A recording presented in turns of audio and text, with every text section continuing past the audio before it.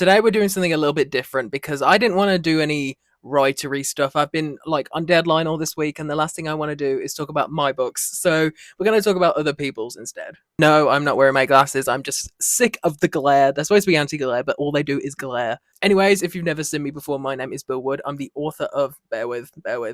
Let's Split Up, which just came out in the US last week, a week today, which is wild. It is Scooby-Doo meets Scream. It's really fun. If you're in the UK, the sequel, hold on.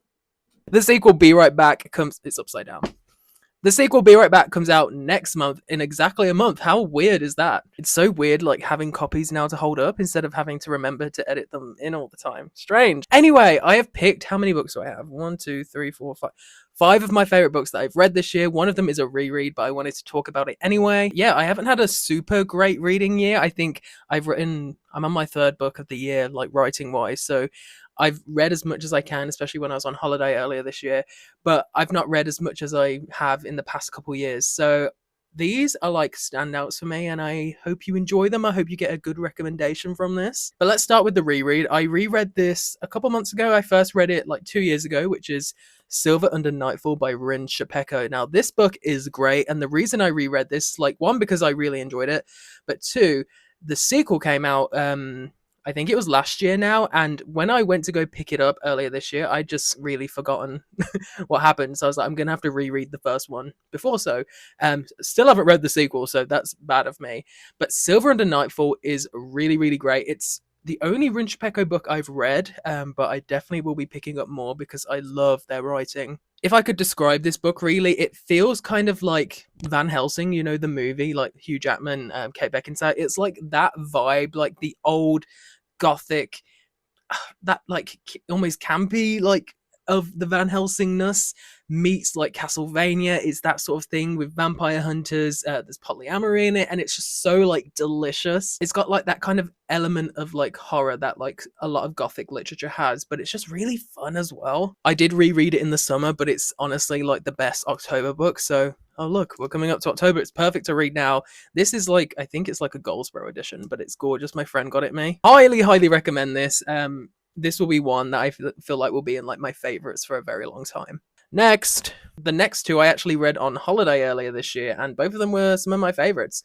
I Was a Teenage Slasher by Stephen Graham Jones. This one was, I think it was my first Stephen Graham Jones. Like, I'm pretty sure, but then again, I do have a really bad memory. This was just a really interesting take on the slasher genre. I know Stephen Graham Jones is kind of like a legend in horror, and it makes sense because all of his concepts just seem like super unique. I really want to read his new one, the Buffalo Vampire Killer Buffalo. Two of the words are repeated and I forget which one it is. But this basically, I mean, it tells you what it says on the cover. It follows a kid who becomes a teenage slasher. He like gets these urges, and it's kind of like he can't control it. It's just a really interesting take on it. It gets super gory at times, but it's also a lot about, I feel like it's more about kind of like the psychological effects of being a slasher than the actual gory parts. Saying that there's a lot of gore, it's a horror novel, and I've seen a lot of people say this is probably like the closest Stephen Graham Jones would get to a YA, and it's definitely not YA because of like how graphic it gets, but obviously we're following a teenage boy. But yeah, I think I just really appreciate this coming from like as an author because of like how experimental it is with its, I'm forgetting words, I've not filmed in so long, like it being the perspective of like the villain. I love when a book does that, and this does it very well. Another horror legend and one of my personal favorites, this is Clive Barker's The Scarlet Gospels. I have always loved Clive Barker. I first watched his movies, obviously Hellraiser. He wrote the book that, well, he wrote the short story that Candyman was originally based on, but my favorite movie of his is Nightbreed. But The Scarlet Gospels is basically a sequel to Hellraiser. It kind of is a sequel to the movie. So if you go back and actually, I've got here. If you didn't know, Hellraiser was loosely based on Clive Barker's Hellbound Heart, which is a novella.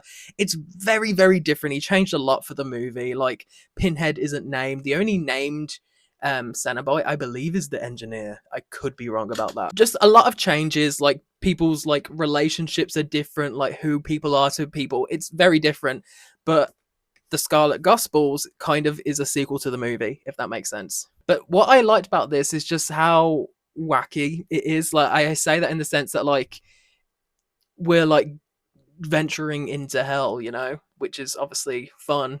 But it's also like the dynamics. I think the characters are just hilarious. It's like very unapologetically queer, which is, of course, is really fun to read. But there's magicians, like psychics, all of the above in this, and it's very, very different to Hellraiser, almost like goofier, but in a really good way, if that is even possible. Like when you think of Hellraiser, you think of like the gory blah, and that is in this, but it's also really funny. And the movies are funny to an extent, but normally at like you're laughing at the movie, not with it, you know. But if you want something silly, I think this could be good for you.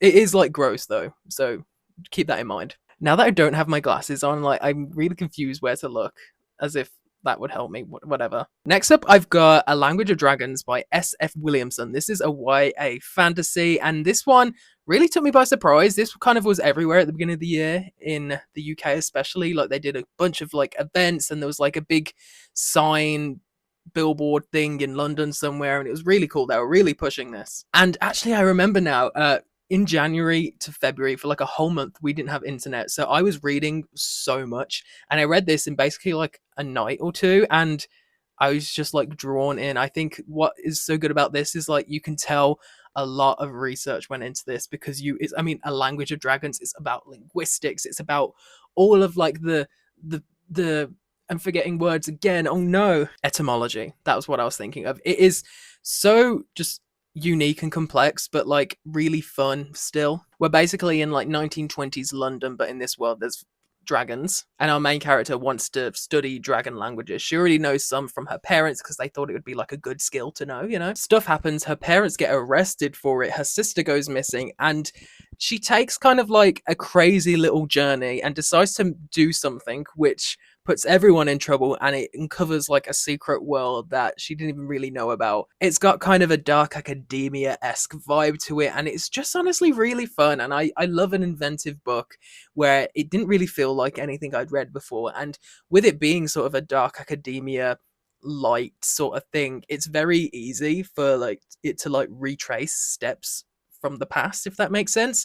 But it didn't. I felt like it was new, and I felt like, I don't know, I just had a good time. As you can see, I've got a way with words when it comes to reviews. And finally, for the last book, we've got an author who's nearly on all of my favorite books of the year list. Is Holly Jackson's Not Quite Dead Yet. Now, I'm not biased just because I did an event with Holly earlier this year. I read this. I only found out I was doing that event like 4 days before the event. I had like 2 days to read this. I loved it. I flew through it, and I keep thinking about it. I've got a bunch of my family members to read it. They all love it too. And this is another case of inventive. Holly Jackson always writes a good hook. Like as soon as she tells you like the 1 second synopsis of what a book is, you're like hooked. That's like, wow, how did you come up with that? I'll tell you this one. Jet, the main character, she gets attacked. She gets like a brain injury. She finds out she has 7 days to live, and she's going to solve her own murder. How do you come up with that? That is such a cool concept. And I think it really stuck the landing. It is sad as all hell, but also like really, really gratifying. And this is Holly Jackson's adult debut. And what I think was good about it is that it wasn't adult for adult's sake, if that makes sense. It still felt like that grounded YA feel. It was still silly like a YA book is, but it had that adult voice. Saying that, like the main character is very sarcastic, she's very humorous, so I feel like it could get mistaken as YA. But I feel like it was adult enough to be adult, if that makes sense. So those are my 5 favorite reads of the year so far. Do you agree with any of them? Have you read any of these books? What are your 5? Actually, let's just say, what's your favorite book of the year? Let me know in the comments. Again, if you want to support me, please buy Let's Blow Up. Yeah, please. The Sprayed Edge edition is still available. Any retailer, the first print edition has the really cool, gorgeous edge that you saw before. And Be Right Back, the sequel, is available for pre-order in the UK, which is out next October, and next March in the US. Thanks so much for watching, and I will catch you next time.